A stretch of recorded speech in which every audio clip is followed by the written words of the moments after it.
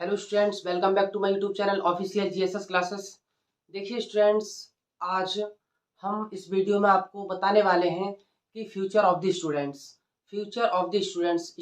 के भविष्य के बारे में, छात्रों के भविष्य के बारे में हम आपको आज बताने वाले हैं। देखिए, आप 12th या हाई स्कूल का एग्जाम दे चुके हैं। अब बच्चों के मन में, एक माइंड में एक कंफ्यूजन रहता है कि इसके बाद हम क्या करें। 12th पास आउट करने के बाद हम क्या करें। आपको बेसब्री से इंतजार है अपने रिजल्ट का। तो रिजल्ट आपका जो आपने किया है पॉजिटिव आएगा, अच्छा आएगा। आई होप, मैं ऐसी उम्मीद करता हूँ। तो देखिए, अब आप बिल्कुल पूरी तरीके से, कुछ बच्चे ऐसे हैं जो पूरी तरीके से पढ़ाई को छोड़ देते हैं। एग्जाम देने के बाद पढ़ाई को पूरी तरीके से छोड़ दिया, फिर क्या करते हैं, 2 महीने बाद या 1 महीने बाद फिर से स्टडी करना शुरू करते हैं। तो उसमें वो रिदम नहीं आता है पढ़ाई में, वो अच्छा जो आपका रिदम चल रहा है वो नहीं बन पाता है। फिर आपको 2-1 महीने फिर स्टडी करनी होती है, तब आपका रिदम बन पाता है। तो आज देखिए, हम बताने वाले हैं इस वीडियो में कि हमें इंटर पास आउट करने के बाद क्या करना चाहिए। कमेंट बॉक्स में बच्चों के कमेंट आते हैं कि सर, इंटर करने के बाद, इंटर पास आउट करने के बाद हम किस क्षेत्र में जाएं, किस फील्ड में जाएं। तो फील्ड आपको चुनना है, बस गाइड मुझे करना है, गाइडेंस हमें करना है, फील्ड आपको चुनना है, कौन सा फील्ड आपके हिसाब से सही है। तो कुछ विद्यार्थी इंटर पास आउट करने के बाद देखिए क्या करते हैं। कुछ विद्यार्थी करते हैं बीएससी। इंटर पास आउट करने के बाद कुछ विद्यार्थी करते हैं बीएससी। बीएससी का फुल फॉर्म हमने दे रखा है बैचलर ऑफ साइंस। ये बैचलर ऑफ साइंस का फुल फॉर्म होता है। नेक्स्ट है आपका बीए। बीए का फुल फॉर्म होता है बैचलर ऑफ आर्ट। आप इस क्षेत्र में भी जा सकते हैं। नेक्स्ट है हमारा कंपटीशन। कंपटीशन का मतलब होता है प्रतियोगी परीक्षाएं। जो कंपटीशन के एग्जाम है, जैसे बैंकिंग है, रेलवे है, लेखपाल का है, एसएससी है, तो इस एग्जाम में आप जा सकते हैं 12th के बाद। तो देखो, सबसे पहली चीज आती है कि हम अगर बीएससी करें तो बीएससी में क्या क्या सब्जेक्ट होते हैं। वे बच्चे जो आगे पढ़ना चाहते हैं, ग्रेजुएशन पास आउट करने के बाद आगे टीचर बनना चाहते हैं, टीचिंग लाइन में जाना चाहते हैं, तो उनको बीएससी या एमएससी बहुत अच्छा है। तो बीएससी करने के बाद आप बीएड कर सकते हैं, और बीएड करने के बाद आपको टेट, सुपर टेट का एग्जाम निकालने के बाद आप जूनियर में आप क्या कर सकते हैं, टीचर बन सकते हैं। तो देखिए, इसके बाद बीएससी करने के बाद एक कोर्स होता है एमएससी का, एक सब्जेक्ट से। तो यदि आपने एमएससी कर लिया या आपने एमए कर लिया किसी एक सब्जेक्ट से, तो आप पीजीटी में भी फॉर्म डाल सकते हैं। पीजीटी होता है इंटर कॉलेज में लेक्चरर का पोस्ट होती है, इस पर आप उसमें सेलेक्ट हो सकते हैं। तो देखिए, बीएससी में क्या क्या सब्जेक्ट होते हैं, वो सब्जेक्ट मैं आपको लिख दे रहा हूँ। बीएससी में होता है मैथ, मैथ होता है। दूसरा सब्जेक्ट होता है हमारा फिजिक्स, फिजिक्स, दूसरा फिजिक्स होता है। तीसरा होता है हमारा केमिस्ट्री, केमिस्ट्री। नंबर 4 पे होता है जूलॉजी, जूलॉजी। 5 नंबर पे होता है बॉटनी, बॉटनी। इसमें मिलिट्री साइंस भी होती है, मिलिट्री साइंस। इंडस्ट्रियल केमिस्ट्री होती है, इंडस्ट्रियल केमिस्ट्री। इसमें इंडस्ट्रियल केमिस्ट्री भी होती है, कुछ विद्यार्थी इंडस्ट्रियल केमिस्ट्री से भी करते हैं। 7 नंबर पे हमारा जो है माइक्रोबायोलॉजी होती है। क्या? Micro biology.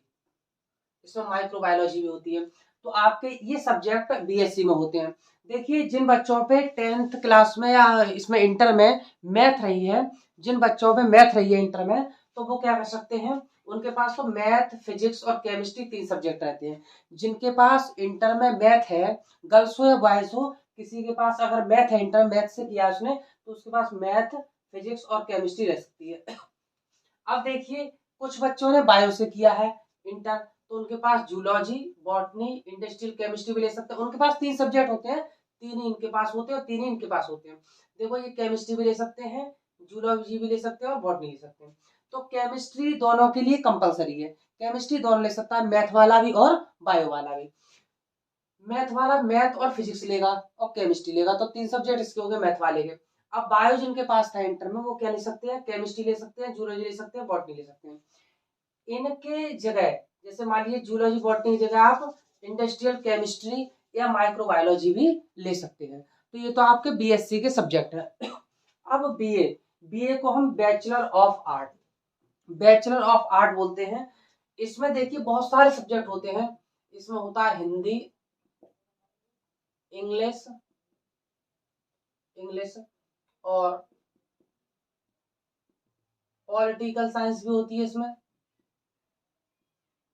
पॉलिटिकल साइंस होती है, इसमें हिस्ट्री भी होती है, हिस्ट्री, ज्योग्राफी होती है,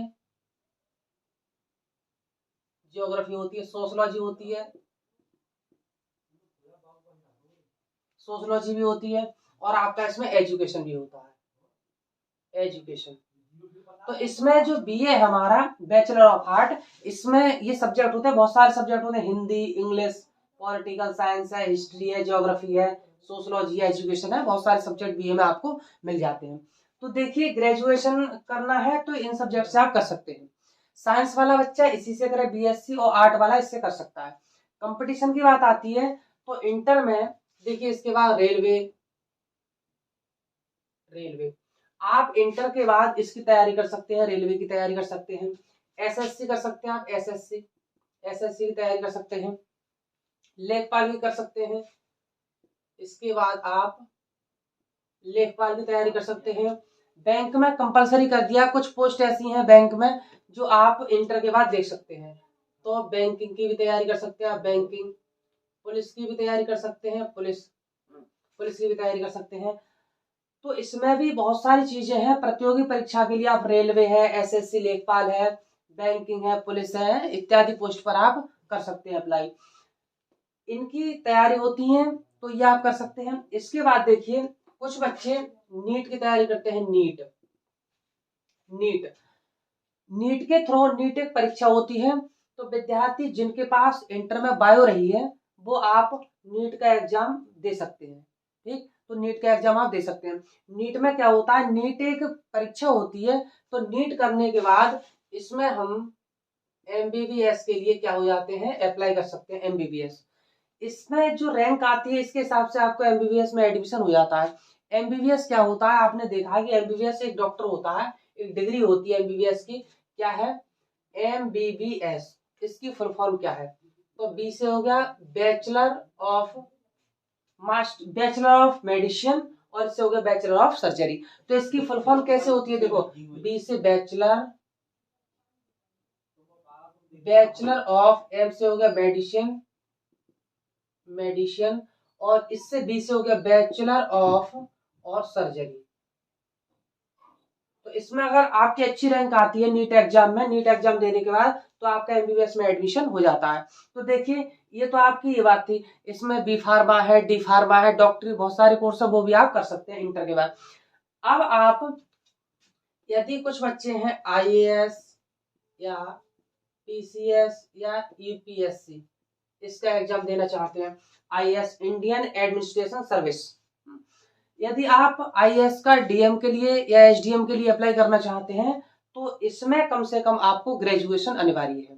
तो देखिए, वो बच्चे जो आईएएस, पीसीएस या यूपीएससी की तैयारी करना चाहते हैं, उनके लिए बहुत अच्छी बात है, इंटर के बाद अगर उसने इंटर बायो से किया है, मैथ से किया है या आर्ट साइड से किया है, तो इंटर के बाद वो प्राइवेट कर ले बीए, इंटर के बाद प्राइवेट क्या करे, वो बीए कर ले, बहुत अच्छी चीज है।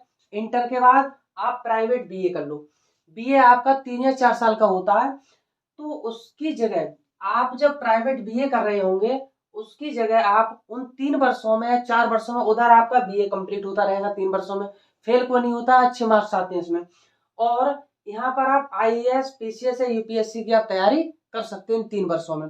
इधर आपका ग्रेजुएशन कंप्लीट हो जाएगा, इधर आप फॉर्म अप्लाई कर सकते हैं।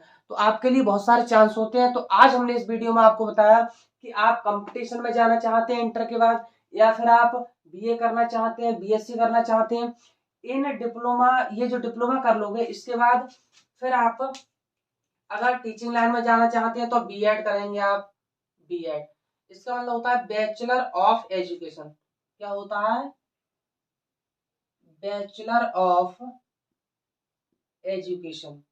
तो आप बैचलर ऑफ एजुकेशन की डिग्री प्राप्त कर सकते हैं। ये डिग्री आपकी 2 वर्ष की होती है, कितने की होती है, 2 वर्ष की। ग्रेजुएशन पास करने के बाद, ग्रेजुएशन में कम से कम आपके 50% हो, तब आप इसका एंट्रेंस एग्जाम में आप बैठ सकते हैं। ये कोर्स 2 वर्ष का होता है। इसको करने के बाद टेट, सुपर टेट आप निकाल सकते हैं। यदि आप इन दोनों सब्जेक्ट में से आपने एमए कर लिया, एमए कर लिया, मान लीजिए एमए कर लिया, या फिर आपने एमएससी कर ली तो एमएससी कर ली। इसमें ये करने के बाद आप पीजीटी में भी डाल सकते हैं, PGT post graduate teacher. PGT inter college में टीचर जो होते हैं लेक्चरर, वो यहाँ पे लगते हैं एमएससी करने के बाद, एमए करने के बाद, पीजीटी का एग्जाम निकालने के बाद। इसके बाद अगर एमए एमएससी क्या है तो इसके बाद हम नेट का भी एग्जाम दे सकते हैं, एनईटी नेट। नेट ये नीट होता है, नीट डॉक्टरी लाइन होती है, और एक होता है नेट। नेट एक परीक्षा होती है, नेशनल एलिजिबिलिटी टेस्ट। ये नेशनल एलिजिबिलिटी टेस्ट दे सकते हैं आप एमए या एमएससी के बाद। इसमें आपको अगर इस ये आपने क्लियर कर दिया, फिर जेआरएफ आपको क्लियर करना होता है, जेआरएफ। अगर जेआरएफ क्लियर कर दिया तो आप किसी भी यूनिवर्सिटी में प्रोफेसर के लिए रैंक में आप आ सकते हैं, तो आप इस तरीके से प्रोफेसर भी बन सकते हैं। तो आज हमने बीएससी बीए कंपटीशन प्रतियोगी परीक्षाओं के बारे में बताया कि आप अपने फ्यूचर को किस प्रकार से सेटल रखेंगे। अभी आप पढ़ाई नहीं कर रहे हैं तो ये अपना एकदम शुरू रखिए, इसको पढ़ाई को जारी रखिएगा। बाद में फिर क्या होता है, डिफिकल्टी होती है, फिर से पढ़ाई शुरू करनी होती है हमें। तो इंटर एग्जाम देने के बाद आप अपना एक एम बना लीजिए, एक टारगेट बना लीजिए कि हमें किस क्षेत्र में जाना है। उस क्षेत्र में आप कमेंट बॉक्स में हमें बताइएगा, अगर कोई प्रॉब्लम आती है तो हम उसको सॉल्व करेंगे। तो आज के वीडियो में हमने ये आपको बताया आप अपना फ्यूचर किस प्रकार से सेटल कर सकते हैं।